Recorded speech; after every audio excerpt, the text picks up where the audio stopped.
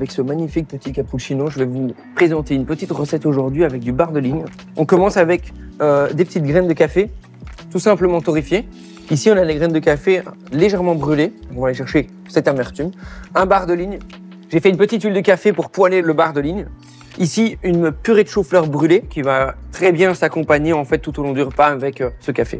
On termine tout ça avec une poudre de café bien frais. Donc ça, c'est du café moulu. Et à la fin, un magnifique accord avec le café. Mais ça, c'est une petite surprise. Bon, on dit toujours que pour un grand plat, il faut une grande sauce. Et ici, j'ai fait un jus d'arête, en fait, comme un jus de viande. Donc en fait, je récupère les arêtes de mon bar qu'on va faire rôtir. Et avec ça, on fait un jus de viande. Donc on va mouiller avec un fond brun de volaille. Et ça, on va l'infuser avec des petites graines de café. On va y ajouter un tout petit peu de beurre. On va vanner pour incorporer tout doucement le beurre.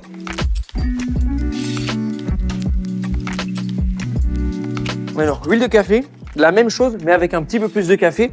Et on va monter un tout petit peu plus en température. Il faut une huile neutre. Et là, on va vraiment aller mettre du café, bien torréfié dedans. Et ça, on laisse en infusion jusqu'à ce qu'on sorte notre huile. Et là, mon huile de café a bien infusé pendant une bonne heure. Je les passe dans une passoire étamine. Et ici, on fait la même chose avec le jus d'arête infusé au café. Et on a un magnifique jus qui a une très belle tenue. Ici, j'utilise un petit mortier où je vais venir mettre les grains de café. L'idée, c'est quoi? C'est d'avoir un grain de café donc, qui est quand même écrasé. Mais c'est surtout d'amener de la mâche dans l'assiette qui va rééquilibrer un petit peu le plat. Donc c'est pour ça que je ne l'ai pas trop écrasé. On va amener encore un peu de croquant avec un gruau de cacao pour amener un côté légèrement chocolaté. Et maintenant, on va attaquer la cuisson du poisson. Donc là, je viens mettre mon huile au café.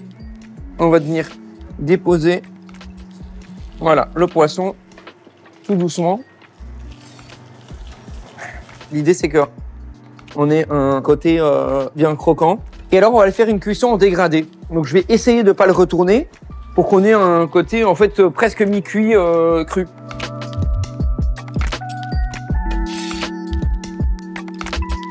On a la cuisson en dégradé.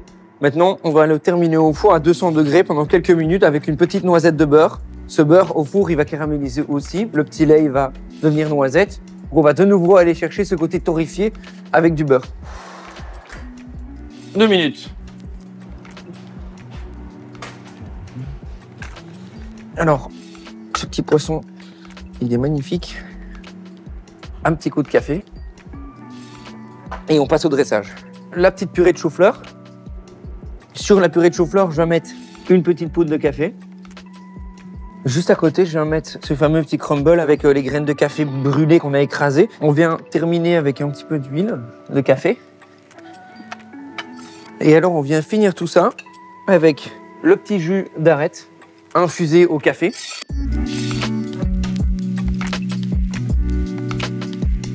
Je vais faire l'accord tout de suite avec vous, comme ça je vais vous montrer quel café je sélectionne pour faire une infusion assez douce finalement avec ce magnifique bar de ligne. Avec la machine, ce que j'adore, c'est que en fait, je peux vraiment détailler ce que je veux pour mon espresso. Je vais retirer un petit peu de temps de contact, donc c'est le temps que l'eau va infuser avec le grain. J'ai fait en sorte que le degré de mouture soit moins moulu, ce qui fait qu'on obtient ce résultat-là. Quelque chose de très très clair, c'est très intéressant. Ici, on vient finir avec la sauce. Et voilà ma version du bar de ligne au café avec ce petit accord café magnifique, cette sauce au café et ce petit dressage. Je vous souhaite une excellente dégustation à la maison.